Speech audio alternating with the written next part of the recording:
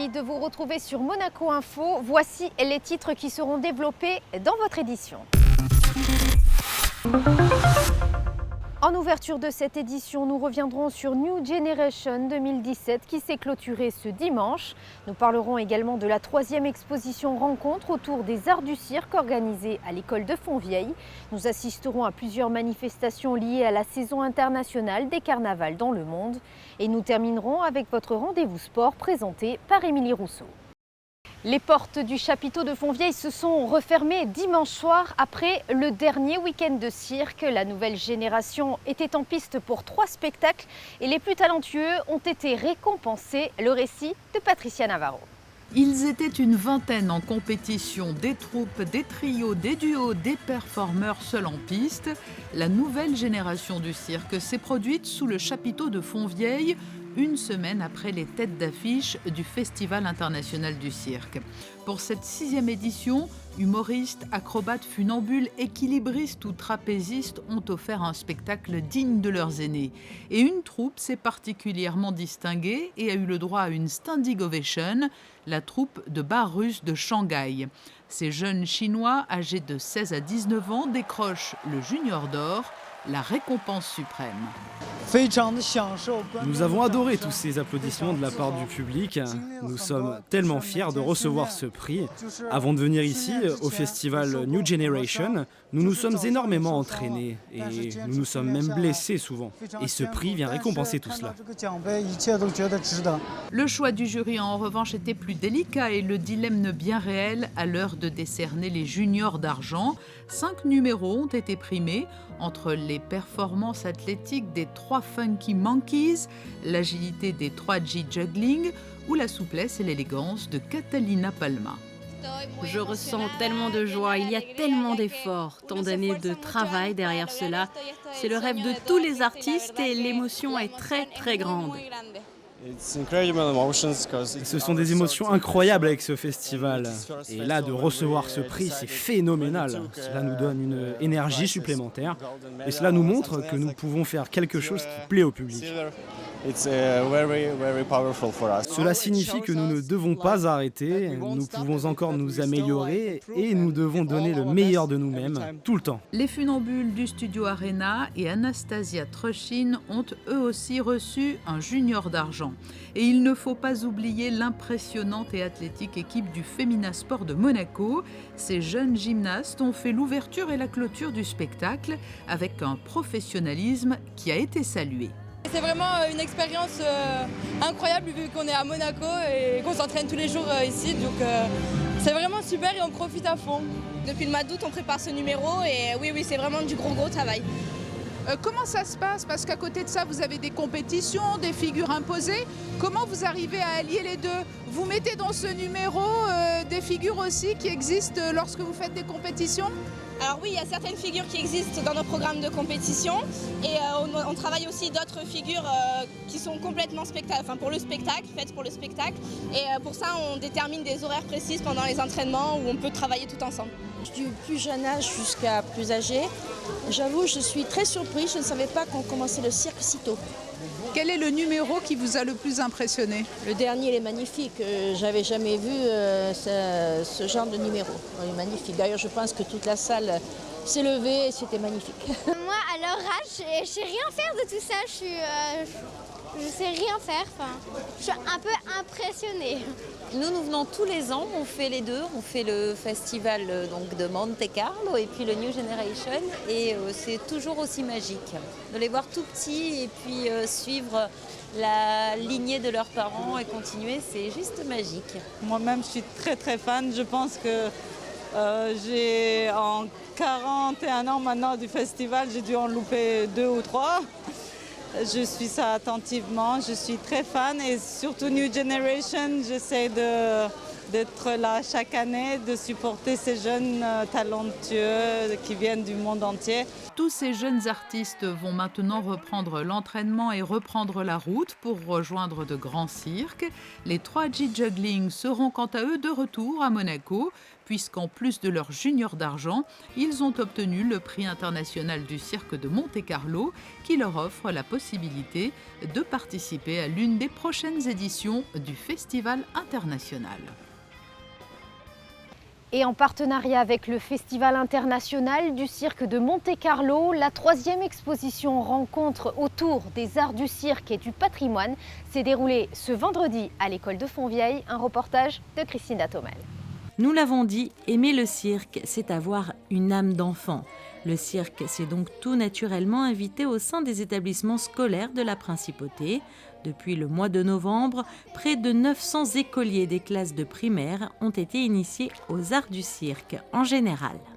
Pour cette 3e édition, on arrive à quand même 36 classes en Principauté, de la grande section donc de l'âge de 5 ans jusqu'au CM2 donc qui ont 10 ans, donc 36 classes, presque 900 élèves, 4 modules, donc des ateliers artistiques dispensés en classe, des ateliers de jonglage, voilà, énormément de travail réalisé par les élèves autour de la thématique du cirque. En plus, c'est un lien, donc, comme je le disais tout à l'heure, avec le Festival international du cirque. C'est quand même un élément patrimonial de la Principauté de Monaco. Donc c'est quand même, oui, une valeur historique, une valeur artistique, mais aussi des valeurs sportives. Vous avez vu avec des représentations de jonglage. Donc c'est vraiment ce que nous on appelle dans notre jargon la transversalité des disciplines. Ça touche tout, la lecture, la peinture, le sport, l'histoire de Monaco. Voilà. Et c'est en présence de la petite Camille, la fille de la princesse Stéphanie, et de Guylaine Tell, l'épouse du ministre d'État, que les enfants ont réalisé des démonstrations de jonglage et de gymnastique. Et pour une fois que les enfants étaient autorisés à faire les clowns à l'école, c'est de bonne grâce que les petits ont joué le jeu, et en plus avec la complicité du directeur de l'Éducation nationale, de la jeunesse et des sports. Je ne pense pas que je m'améliore au fil des années, malheureusement. C'est là où on se rend compte toute la difficulté des artistes de cirque. Je veux dire, tous ces numéros, que ce soit au niveau du jonglage ou autre, demandent beaucoup de travail et beaucoup d'habileté, ce qui n'est pas mon cas. Mais nos enfants ont pu suivre, eux, des ateliers de jonglage et autres avec des professionnels, d'où la performance de mes élèves. Lors de cette matinée, les 3 petites poupées russes qui ont charmé le public tout au long de cette 41e édition du Festival international du cirque de Monte-Carlo ont présenté leurs numéros aux écoliers. Un moment privilégié donc pour les enfants, mais aussi pour les petits artistes. Une opération qui s'est achevée par la visite de l'exposition autour des arts du cirque et du patrimoine installée dans les couloirs de l'école et qui a séduit l'ensemble des visiteurs. Et du cirque, passons au carnaval. En avant-première de la saison internationale des carnavals dans le monde, la Principauté a accueilli le temps d'un week-end Venice in Monte-Carlo. Dominique Poulain vous en dit plus.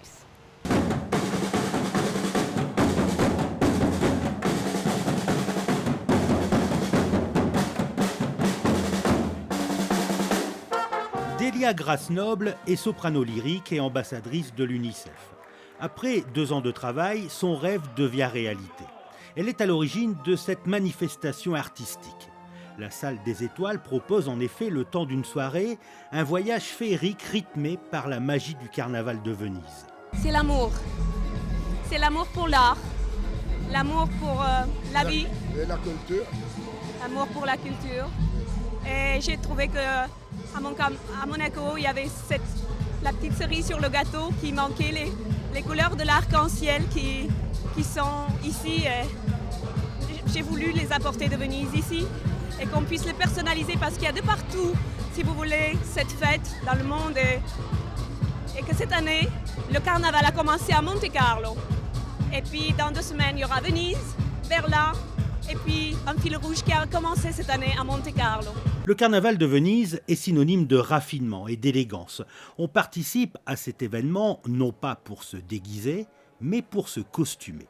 Les invités se laissent aller à toutes les fantaisies dans l'anonymat grâce aux masques qu'ils portent sur leur visage pour cacher leur identité.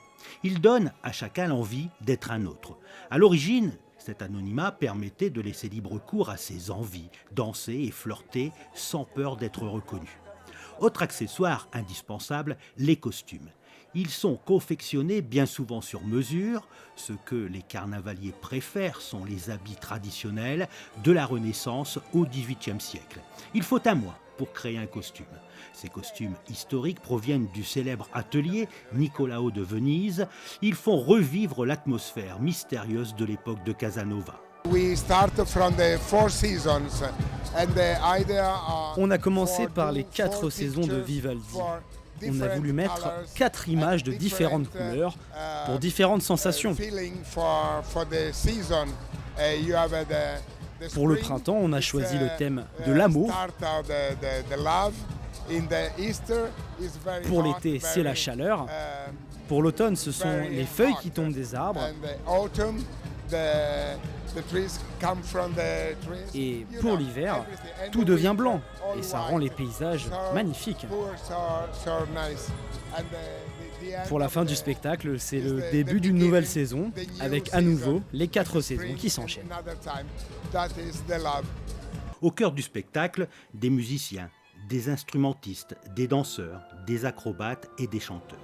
Le spectacle oscille entre les partitions de Roméo et Juliette et les 4 saisons de Vivaldi. Tous viennent de Venise pour transmettre l'âme du carnaval de la Cité des Doges. Richard Cocciante est là aussi, le créateur de Notre-Dame de Paris, interprète ses plus grands succès.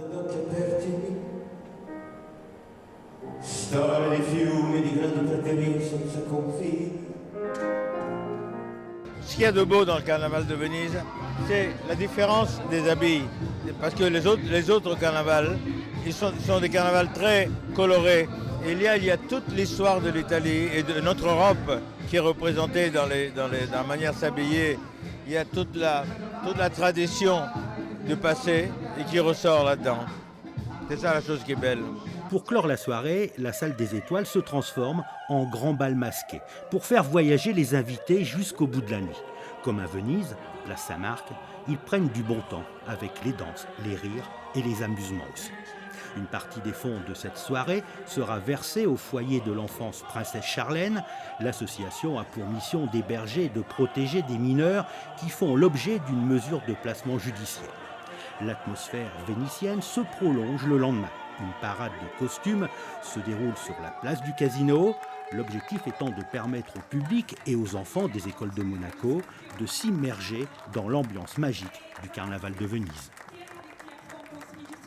Et dans le reste de votre actualité monégasque en bref et en images, les Anges Gardiens de Monaco fêtent leurs 10 ans. À cette occasion, une soirée de gala caritative sera organisée le vendredi 17 février à l'Hôtel de Paris. Tous les fonds récoltés permettront de venir en aide aux plus démunis. Et à notre rendez-vous également à noter le 6e forum de la formation en alternance organisé par le service de l'emploi. Cette rencontre aura lieu le mercredi 8 février à l'auditorium Régnier 3, destinée aux jeunes de tout niveau. Cette journée permettra de les informer sur différentes formations.